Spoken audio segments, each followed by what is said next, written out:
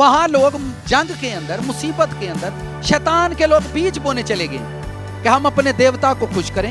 और हमारे लोग जब मुसीबत में होते हैं तो हॉस्पिटल जाते हैं, पादरी को 200 दे के उथे ही बुलाते हैं, पूरा टब्बर उथे रोटियां खाते हैं, गिरजे कोई भी नहीं आएगा। तो यहाँ पर देखें कि फाइट हो रही है, एक जंग हो रही है ना, तो कौम का नुकसान हो रहा है। बादशाह ने देखा पहला ही नुकसान, उत्तों में अपना पुत्र, अपना मुंडा, किदा मुंडा ਸਾਡੇ ਲਈ ਤੇ ਰੱਬ ਨੇ ਆਪਣਾ ਮੁੰਡਾ ਮਾਰ ਛੜਿਆ ਤੇ ਅਸਰ ਨਹੀਂ ਪਿਆ ਹੁੰਦਾ। ਹਿਸਾਬ ਲਾ ਓਏ ਕਿਹੜੀ ਕੌਮ ਓਏ ਕਿੱਥੋਂ ਆਏ ਆ ਇਬਰਾਹਿਮ ਨੇ ਮੁੰਡਾ ਦਿੱਤਾ ਨਾ, ਕੀ ਦਿੱਤਾ? ਮੁੰਡਾ ਦਿੱਤਾ, ਦਿੱਤਾ ਨਹੀਂ ਉਹਦੀਆਂ ਨਸਲਾਂ ਵੇਖ ਲੋ ਬਲੈਸਿੰਗ। ਇਹ ਚੰਦਾ ਨਹੀਂ ਦਿੰਦੇ, ਇਹਨਾਂ ਨੂੰ ਕੀ ਦਵੇ ਉਹ? ਮੈਨੂੰ ਕੋਈ ਨਹੀਂ ਚੰਦਿਆਂ ਦੀ ਲੋੜ, ਕੋਈ ਗੱਲ ਨਹੀਂ, ਸਾਡੇ ਤੇ ਅੱਗੇ ਬੜੇ ਚੜੇ ਨੇ, ਹੋਰ ਚੜ ਜਾਂਦੇ।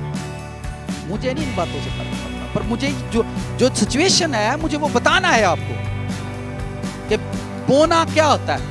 इब्राहिम को उसने कहा बेटा लेकर आओ, वो गया, खुदा ने कहा ओके डन हो गया, वापस ले जाओ।